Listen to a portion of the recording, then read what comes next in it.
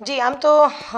માનનીય range IG સાહેબની તથા અમારા જિલ્લા પોલીસ અધિક્ષક શ્રી ચિંતન તેરિયા સાહેબની કડક સૂચના છે કે દારૂ અને ડ્રગ્સને લગતી બદીઓને નેસ્ત નાબૂદ સંપૂર્ણપણે કરવા માટે અમારી પોલીસ કટિબદ્ધ છે। ત્યારે ગઈ તારીખ 11/12/2025ના રોજ મોજરૂ ગામે પોલીસ તરફથી એક રેડનું આયોજન કરવામાં આવેલ હતું કે દારૂ બાબતે રેડ કરેલ હતી અને એ દરમિયાન દારૂની રેડ સમયે પિન્ટુસિંહ બળવંતસિંહ સોલંકી અને એમની સાથે જગતસિંહ બળવંતસિંહ સોલંકી આ બંને જગ્યા ઉપરથી કુલ નંગ 10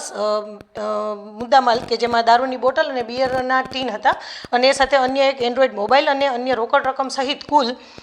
7,486ના મુદ્દામાલ સાથે એમને બંનેને અટક કરેલ હતા। પરંતુ એ સમય દરમિયાન જગતસિંહ બળવંતસિંહ સોલંકી ત્યાંથી નાસી ગયેલ અને અમારા પોલીસ કર્મચારીઓ જે એમનું રેડ અને એમને પકડતા અને એ સમયે મુદ્દામાલ કબજે કરતા હતા એ સમયની કામગીરી શરૂ હતી। તે દરમિયાન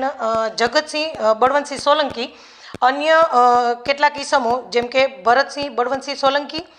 Balwantsinh Chelaji Solanki, Vachansinh Balvantsinh Solanki, Lalsang Bharatsang Balvantsinh Solanki, Vikramsinh Balvantsinh Solanki, Sonalba daughter of Vikramsinh Balvantsinh Solanki, નિશાબા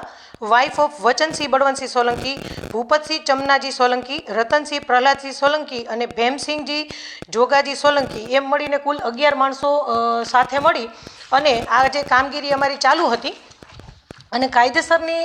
red દરમિયાન મુદ્દામાલ જપ્ત કરી અને એ બાબતની કામગીરીમાં અડચણરૂપ થઈ અને તેમાં રહેલો એક વ્યક્તિ જેનું નામ છે જગતસિંહ નાઓએ અમારા પોલીસ કોન્સ્ટેબલ રાજેશભાઈ બળદેવભાઈને હાથ ઉપર લાકડી મારી ફ્રેક્ચર કરી અને ગંભીર ઈજા કરેલ છે અને પોલીસના માણસો ઉપર છૂટા પથ્થરના ઘા કરી અને એમની કાયદેસરની જે કાર્યવાહી છે અને એમની ફરજમાં રૂકાવટનું એક કૃત્ય કરેલું છે। આવું કૃત્ય કરી અને એમના ઉપર ગુનો દાખલ થયેલો છે અને કાયદેસરની કાર્યવાહી કરવામાં આવી છે। જિલ્લામાં દારૂ અને ડ્રગ્સની જે અસામાજિક પ્રવૃત્તિ છે તેને નેસ્ત નાબૂદ કરવા માટે વાવ-થરાદ જિલ્લાની પોલીસ પૂરી રીતે કટિબદ્ધ છે અને આવા અસામાજિક તત્વો દ્વારા પોલીસની કાયદેસરની કામગીરીમાં અડચણ કરી અને પોલીસ ઉપર અસોલ્ટ કરવા જેવું જે કૃત્ય કર્યું છે તે કોઈ પણ સંજોગોમાં સાખી લેવામાં આવશે નહીં અને આ બાબતે કડકમાં કડક કાયદેસરની કાર્યવાહી કરવામાં આવશે અને ભવિષ્યમાં પણ આ બાબત ઉપર કોઈ પણ પ્રકારના દબાવ વગર પોલીસ આવા અસામાજિક તત્વો અને તેમના દ્વારા થતી પ્રવૃત્તિ ઉપર કડકમાં કડક કાર્યવાહી કરશે।